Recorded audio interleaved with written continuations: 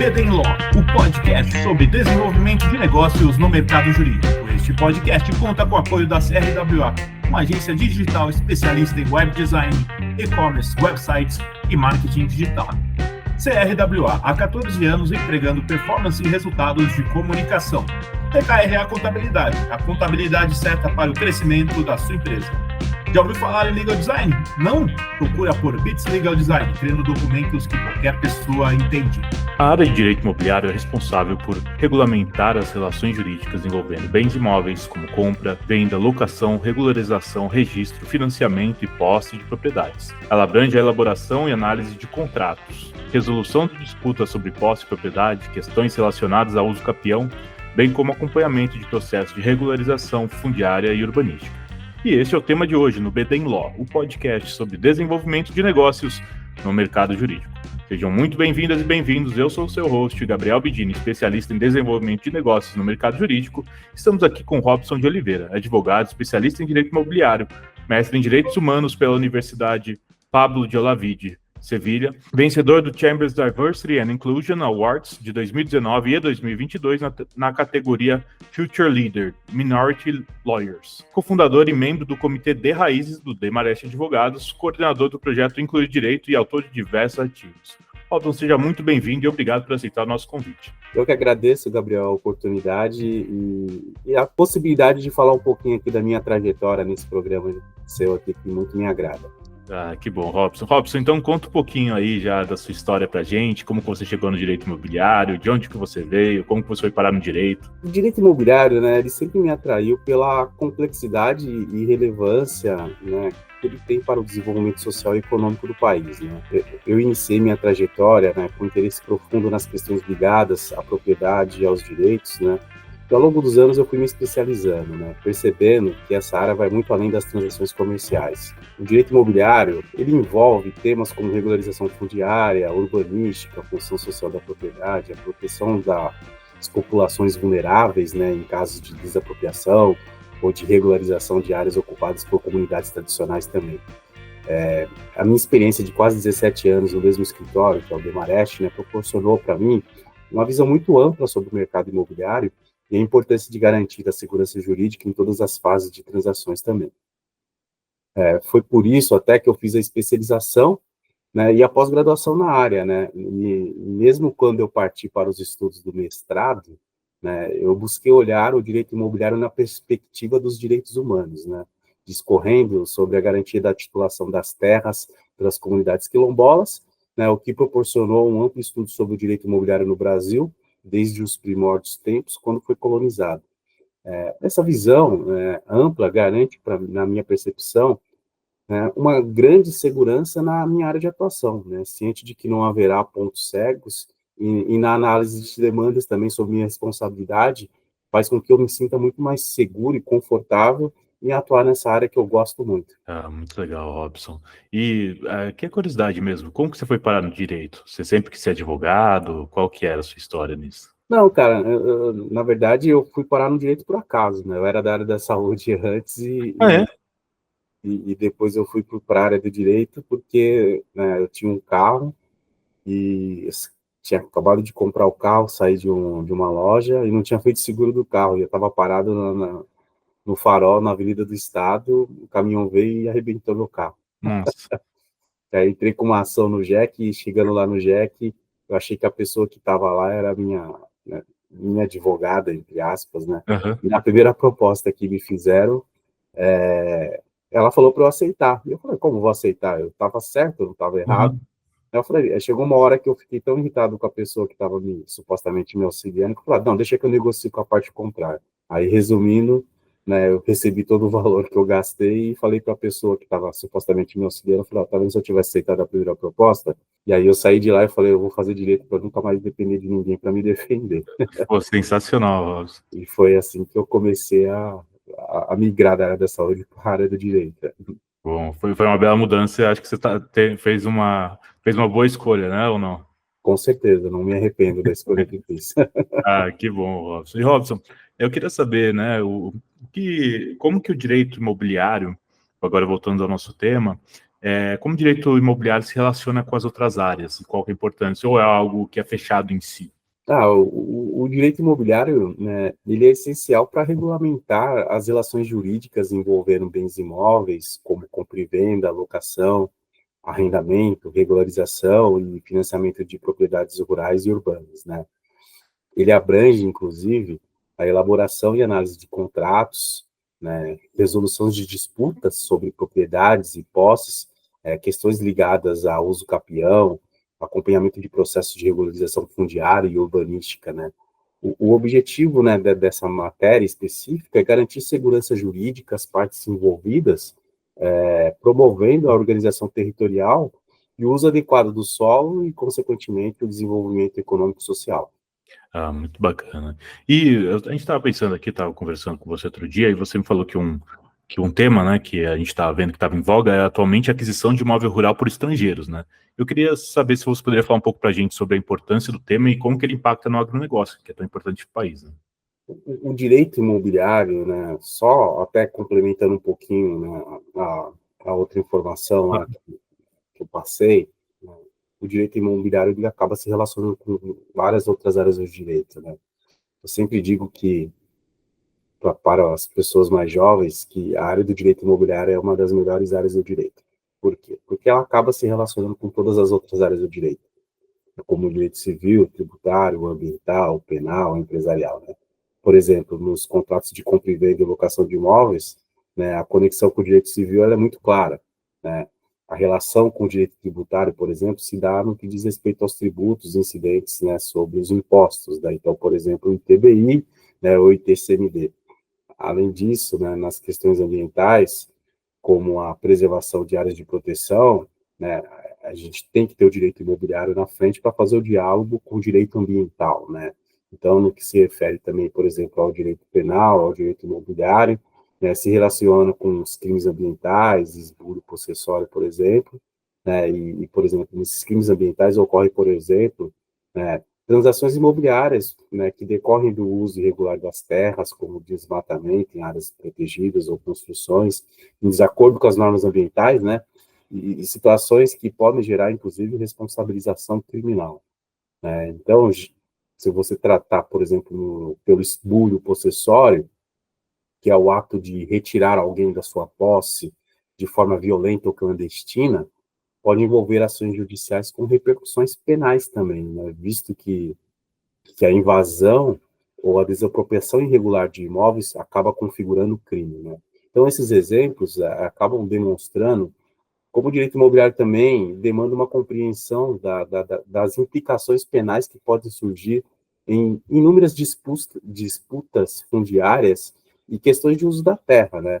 Então, é muito dinâmico o direito imobiliário. Por exemplo, na área do direito empresarial, por exemplo, o direito imobiliário ele tem uma grande importância, desempenhando um papel fundamental, pois muitas operações e decisões de estratégia das empresas que estão vindo para o país ou que envolvem exatamente aquisição, locação ou regularização de imóveis, né? Então, é, o direito imobiliário ele vai regular, né, todas essas relações jurídicas que envolvam a propriedade, o uso dos bens imóveis, sendo essencial para garantir a segurança nas transações empresariais, principalmente evitando conflitos e promovendo a estabilidade dos negócios, né? Então, dentro do direito imobiliário ainda, né, tem várias contribuições, né, dentro do direito imobiliário para o direito empresarial, né, eu poderia dizer que se destacam algumas como, né, aquisição para a sede e expansão de empresas, né, o que deve ser feito dentro dos marcos legais, alocações de imóveis comerciais, né, garantindo que as obrigações e direitos tanto do locador quanto do locatário sejam respeitados, inclusive quanto à renovação contratual e os reajustes dos aluguéis, benfeitorias ou eventuais litígios, né? No campo da incorporação imobiliária, por exemplo, tem como a gente trata a condução dos empreendimentos na construção civil, quais são os requisitos específicos, nas fusões e aquisições e grandes transações comerciais, aí a gente tem os processos de due diligence imobiliária, né, que é uma etapa crucial que envolve a análise da situação legal dos imóveis pertencentes a uma empresa ou a uma pessoa que, né, podem ou deverão ser adquiridos. Então, né, o direito imobiliário ele acaba garantindo, né, a verificação de diversos títulos de propriedade, regularidade de registro, pendências legais ou fiscais, seja feita de forma eficaz, né, para evitar riscos ou prejuízos financeiros, né? Então, eu sempre digo que, né, o direito imobiliário é vital para a segurança e para a sustentabilidade das operações empresariais, tanto no aspecto jurídico quanto no aspecto financeiro, né? Além disso, né, ele acaba regulando desde a aquisição e uso desses imóveis até a conformidade ambiental, tributária, penal, né, e protegendo, né, as empresas dos riscos e litígios e garantindo principalmente a fluidez de suas atividades, né? E aí, falando um pouquinho, né, sobre a aquisição de imóvel rural por estrangeiro, né, que foi a pergunta que você acabou de me fazer, é muito importante, esse tema é um tema muito sensível, né, e principalmente tem sido objeto aí, de muitas polêmicas, aí, principalmente nos últimos anos, né. Então, a aquisição de imóvel rural por estrangeiro, né, além de ser um tema sensível e delicado, é um tema que acaba envolvendo a soberania nacional, né, a segurança alimentar, o desenvolvimento econômico, né? Por quê? Porque quando a gente está falando de imóvel rural, a gente também acaba remetendo ao agronegócio, né? E o agronegócio é um dos pilares da economia brasileira, né? E permitir que estrangeiros, né, adquiram terras pode tanto atrair investimentos quanto gerar preocupações com o controle externo de grandes áreas do território nacional, né? Esse debate, né, acaba se conectando à regulação do uso da terra e à necessidade de equilibrar o interesse econômico com a preservação de recursos naturais, né, e a proteção das comunidades tradicionais que habitam nessas áreas também, né?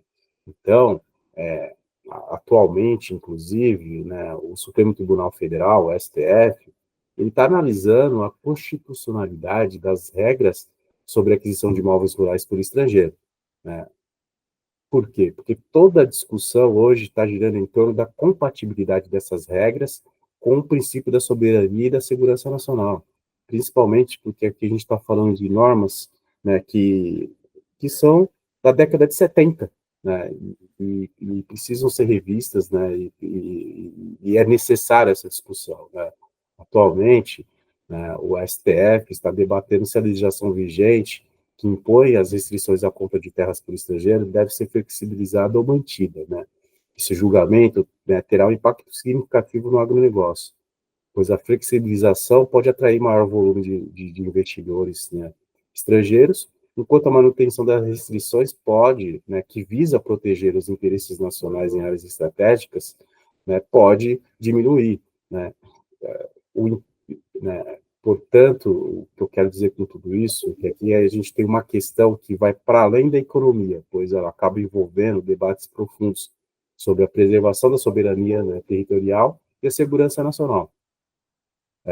Embora o ingresso de capital estrangeiro possa gerar uma competitividade e inovação no agronegócio, é crucial estabelecer uma governança sólida para mitigar os riscos associados à posse estrangeira de grandes áreas produtivas, né? Nesse sentido, né, entendo eu que o STF tem um papel importante no equilíbrio desses interesses, né?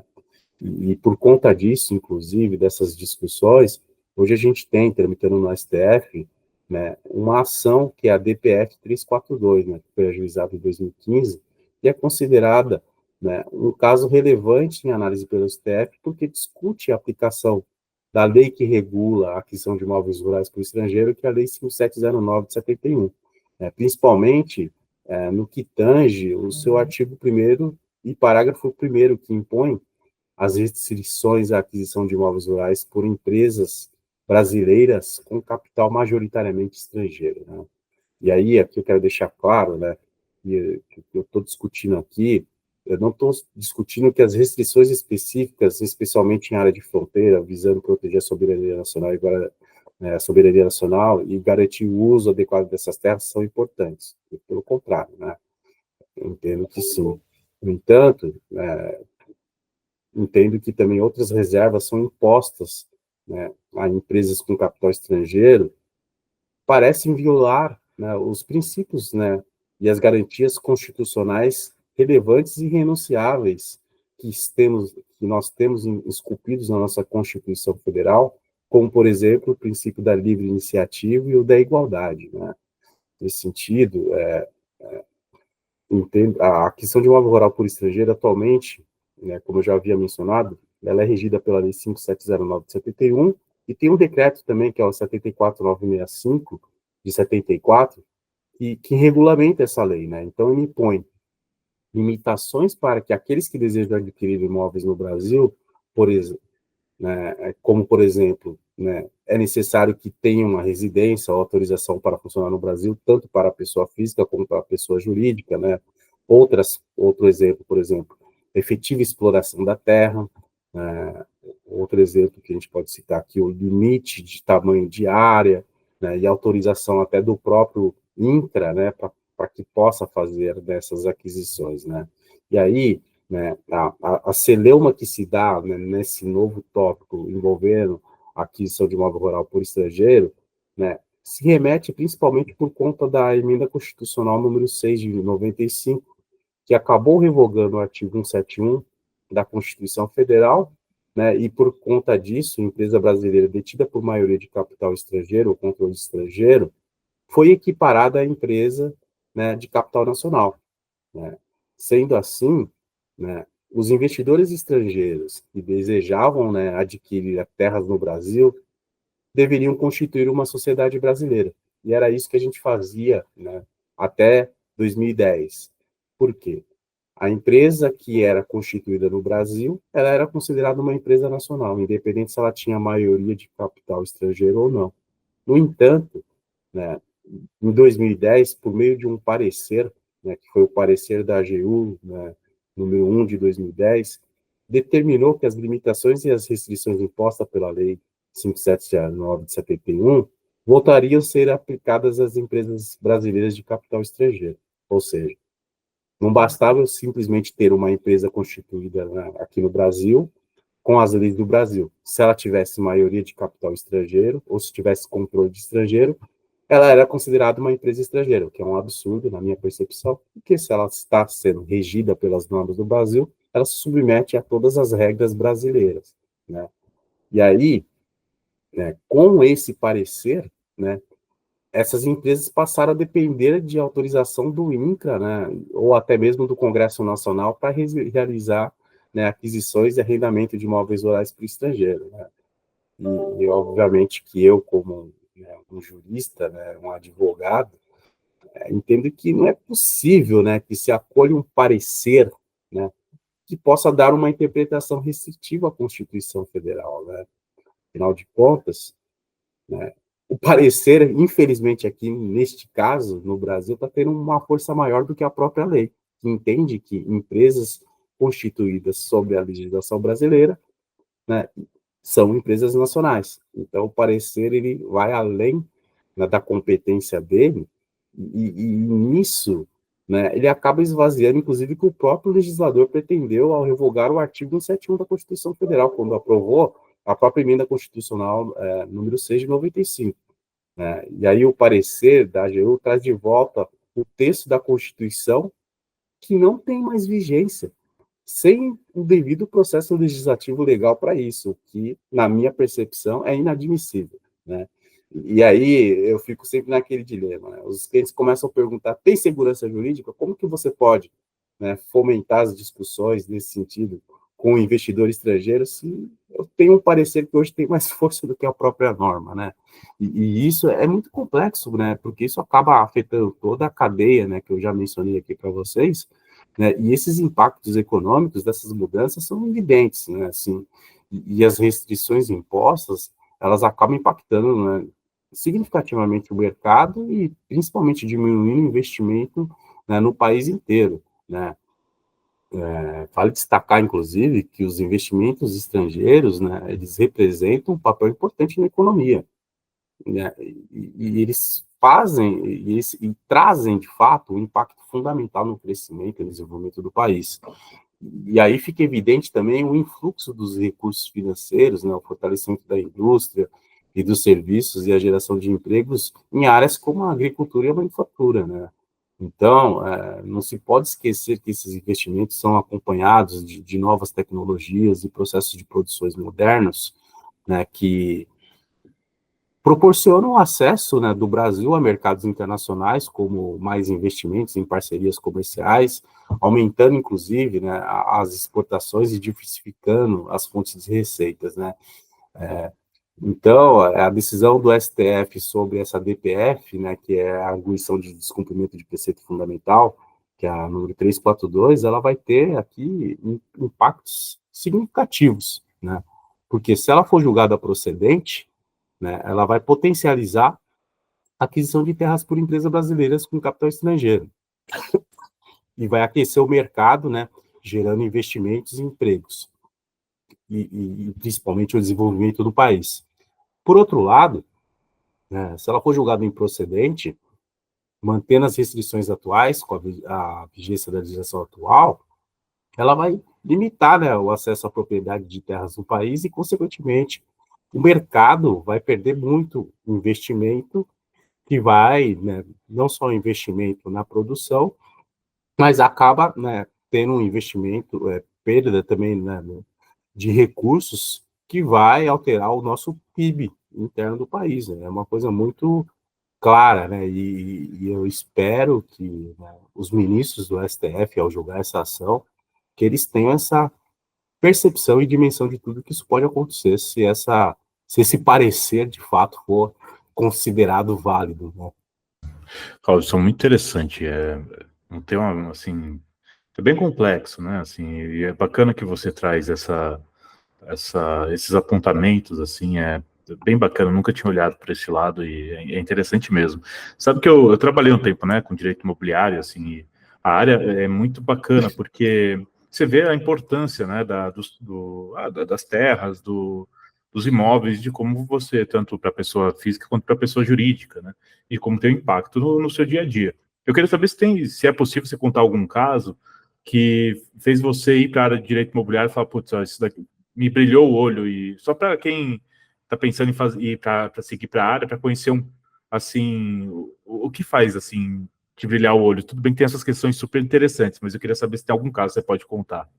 Bom, tem muitos casos, mas eu não posso, né, entrar nos Sim, detalhes deles, até claro, porque muitos deles, né, têm um sim. sigilo cliente-advogado. Mas o que eu posso dizer para aqueles interessados é que no direito imobiliário, quer você queira, quer você não queira, em algum momento da sua vida, pelo menos, ou você vai fazer uma compra de um imóvel, ou você vai fazer uma locação de um imóvel. Então, só por isso que você saiba sobre a matéria, né? E sempre também vai ter o parente, o amigo que vai estar na mesma situação e que vai te pedir um conselho sobre isso. Então, se você não for fazer, né, porque você quer, é importante que você faça, porque em algum momento você vai precisar. Então, acho que esse é o ponto principal que eu posso dizer para vocês aí que estão interessados na matéria e na área. Ah, muito legal, Robson. Eu acho que é uma coisa boa e o direito imobiliário está no nosso dia a dia, né? Então é muito legal isso que você traz.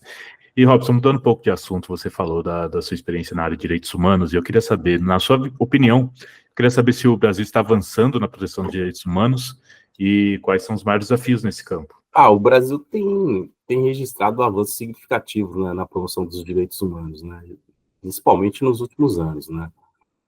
Eu digo isso por conta da implementação de políticas públicas, legislações e ratificações de tratados internacionais, né, que buscam proteger e garantir os direitos fundamentais a diferentes segmentos da população, né. Contudo, né, apesar desses avanços, o país ainda enfrenta, né, desafios estruturais e o caminho para a plena efetivação dos direitos humanos, na minha percepção, ainda ele é longo e complexo, tá? Do ponto de vista legislativos, né, iniciativas como a do projeto de lei 5702 de 2022, que visa regulamentar e ampliar a proteção dos direitos humanos no contexto das atividades empresariais, é um exemplo claro de progresso, tá? Esse projeto ele estabelece padrões para que as empresas atuem de maneira responsável, respeitando os direitos humanos e prevenindo violações. Isso, por si só, já demonstra, né, um esforço para incluir o setor privado nas discussões sobre responsabilidade social, promover um ambiente de negócios mais ético e sustentável, né? Consequentemente, reforçando a pauta de empresas e direitos humanos, alinhando-se aos princípios orientadores das Nações Unidas sobre empresas e direitos humanos.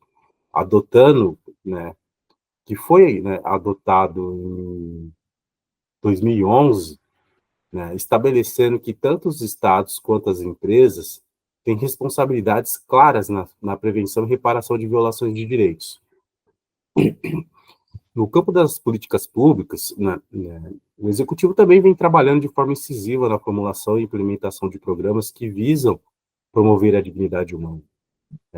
Não é à toa que temos um Ministério da Mulher, temos um Ministério dos Povos Indígenas, temos um Ministério da Equidade Racial, do Trabalho, da Reforma Agrária, dos Direitos Humanos e Cidadanias, né? Todos com focos na proteção de grupos vulneráveis, né? Como crianças, adolescentes, mulheres, idosos, pessoas com deficiências, né? E populações LGBTQIA+, também, né? Então, isso eu vejo como um avanço muito importante. No sistema de justiça, por exemplo, no judiciário, né, a gente consegue hoje verificar que o Conselho Nacional de Justiça, ciente de que o Poder Judiciário também é uma peça central na promoção da justiça social, tem também desempenhado um papel crucial ao promover eventos e iniciativas voltadas para a capacitação de juízes, servidores públicos, sobre as questões dos direitos humanos, né? Além de lançar várias resoluções para a proteção de pessoas vulneráveis, como os indígenas, a população em situação de rua, dentre outros.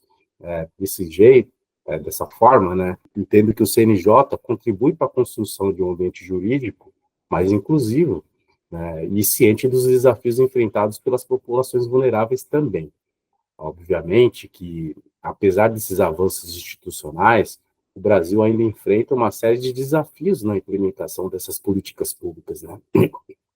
E um dos maiores entraves, né, na minha percepção, né, para a implementação dessas políticas públicas é o racismo sistêmico, né, que permeia diversas esferas da sociedade brasileira, afetando especialmente a população negra e indígena. No que se refere aos povos indígenas também, há uma crescente, né, pressão em torno de seus territórios e direitos, né? Já na questão racial, da equidade racial, também há uma questão, né, de atenção contínua. Afinal de contas, né, o Brasil implementou importantes políticas de ações afirmativas, como as cotas raciais no ensino superior e nos concursos públicos, mas ainda a desigualdade racial é profunda, né? Então, a população negra é desproporcionalmente afetada, né, pela pobreza, pela falta de acesso à educação, à qualidade, né, de ensino, desemprego, né, e principalmente o encarceramento em massa também, né? Então, entendo que esses pontos são super importantes. Um outro ponto que eu também entendo que é crucial e que precisa de maior atenção é o eixo socioambiental. O Brasil desempenha um papel vital na preservação do meio ambiente, especialmente, né, por abrigar a Amazônia, né, que frequentemente é chamada, né, de o pulmão do mundo, né? No entanto, né, o país enfrenta aí crises ambientais gravíssimas, né, como desmatamento desenfreado, queimadas e a exploração ilegal de recursos naturais, que afetam diretamente as populações tradicionais, como as indígenas, as quilombolas, né, e afetam também, obviamente, todo o ecossistema global, né. Tudo isso somado às questões climáticas, né, o que gera um grande impacto na vida humana, né, de outros seres vivos também, né. Em resumo, né, o Brasil tem demonstrado avanços importantes na promoção dos direitos humanos, mas, né, os desafios ainda são inúmeros ainda. Robson, queria saber qual é a sua visão sobre a responsabilidade dos advogados em defender e promover os direitos humanos, especialmente no que diz respeito às populações vulneráveis. Se puder falar um pouquinho para a gente. Na minha percepção, o advogado tem um papel fundamental, né, e central na defesa e promoção dos direitos humanos, né, especialmente no que tange às populações mais vulneráveis. Não se trata apenas de representar clientes em tribunais, mas de utilizar o conhecimento jurídico para promover uma sociedade mais justa e equitativa, né? Sendo assim, entendo que é fundamental que os advogados atuem na garantia do acesso à justiça, na defesa dos direitos fundamentais e na reparação de violações de direitos também, né? Seja no contexto empresarial, seja na defesa de indivíduos e de grupos em situação de vulnerabilidade, né? Para as populações marginalizadas, como pessoas de baixa renda, negros, indígenas e a comunidade LGBTQIA+, os advogados, muitas vezes, representam a única conexão com o sistema de justiça, né? sendo agentes fundamentais para a transformação social. Então, na minha percepção, o advogado tem um papel fundamental e crucial nessa promoção dos direitos humanos e ele tem que continuar mantendo isso. É isso aí, Robson. Concordo plenamente. E eu queria saber também, você é um dos cofundadores aí do Comitê de Raízes, do Demarest. Eu queria saber o que é essa iniciativa, como que é, qual que é a importância dela e como que está sendo, qual que é a sua visão sua dela? O Comitê de Raízes, né, é uma das frentes aqui, Gabriel, de trabalho do Impacto, né, do Demarest, né? Ou seja, é uma ampla iniciativa do Demarest Advogados voltada para promover a diversidade e a inclusão dentro do escritório, tá? O Comitê de Raízes ele tem como objetivo específico capacitar, né, o nosso público interno sobre questões raciais, além de olhar para a representatividade de pessoas negras com foco no acolhimento, na capacitação e na retenção dos profissionais negros no mercado jurídico, né, que historicamente tem sido um pouco diverso nesse aspecto, né? Através do comitê, a gente busca promover um ambiente mais igualitário e inclusivo, tá? E a gente busca, né, fazer isso de que forma, né? Organizando eventos, debates, né, que abordam questões como racismo estrutural e as barreiras enfrentadas pelos profissionais negros no ambiente corporativo, né? A ideia de criar um espaço de reflexão, de aprendizado e ação para que a inclusão racial seja parte do DNA da cultura organizacional do Demarest foi muito importante e é muito importante, não só para o Demarest, mas para a sociedade, né? Além disso, né, o Demarest, né, faz parte do projeto Incluir Direito, né, que é uma iniciativa do CESA, que é o Centro de Estudos e Sociedades de Advogados, né, que visa apoiar e preparar estudantes, né, de direito negros, dando capacitação para que esses estudantes possam participar de processos seletivos em condições de igualdade com pessoas que sempre tiveram acesso, né, oferecendo oportunidades de estágio e mentoria em escritórios de advocacia. Consequentemente, a gente acaba aqui promovendo a diversidade racial, né, no setor jurídico, né? Eu sou o coordenador geral desse projeto, né, junto ao César, né, e a gente acaba trabalhando aqui em conjunto com universidades e escritórios, né, criando né, uma rede de apoio para facilitar o acesso de estudantes e profissionais negros, né, dando oportunidades e conexões para eles no mercado de trabalho, né.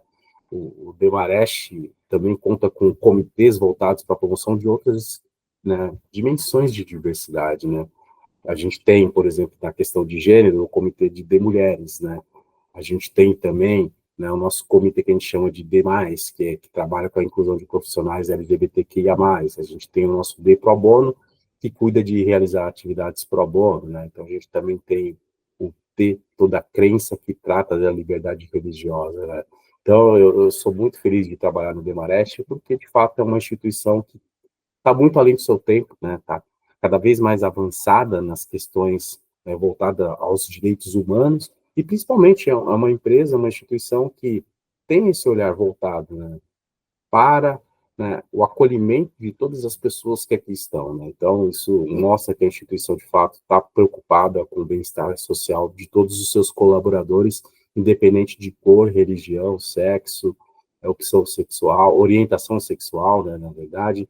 Então, acho que é muito gratificante. E ser o fundador do The Raízes, para mim, é um motivo de muito orgulho, né, e que me faz hoje me sentir uma pessoa muito mais evoluída como ser humano, porque, de fato, faz com que eu consiga colocar outras pessoas negras nesses espaços, não só no escritório, mas, né, no mercado jurídico como um todo. Então, isso é muito gratificante para mim. Robson, muito legal. É muito bacana ver iniciativas como essa, assim, e instituições tão importantes. E, Robson, gostaria de agradecer a sua presença aqui no BD Law e por ter compartilhado da sua experiência com a gente. Eu queria saber se você tem algum contato para deixar para o pessoal que quiser entrar em contato com você, conhecer mais sobre sua trajetória, seu trabalho. Tem as minhas redes sociais estão disponíveis, Robson de Oliveira 28, né, e Robson de Oliveira também, colocam lá no Facebook, vão achar, e LinkedIn também, e se não acharem Robson de Oliveira somente, coloca Robson de Oliveira hífen Demarest, que aí vão achar bastante coisas e conteúdos que eu tenho trabalhado nos últimos tempos aí. Muito bacana, Robson. E, pessoal, para quem não estiver ainda seguindo a gente lá no Instagram, a gente vai marcar o Robson também aqui no post dessa semana, que ele está como, né, nosso entrevistado. Então, vocês vão poder seguir ele na rede social, que Vale muito a pena, viu?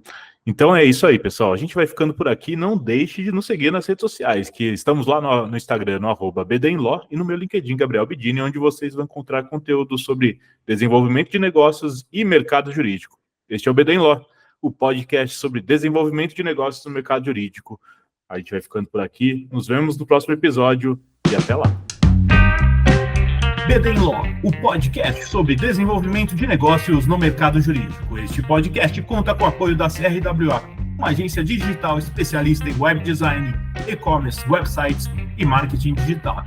CRWA, há 14 anos entregando performance e resultados de comunicação. TKRA Contabilidade, a contabilidade certa para o crescimento da sua empresa. Já ouviu falar em Legal Design? Não? Procura por Bits Legal Design, criando documentos que qualquer pessoa entende.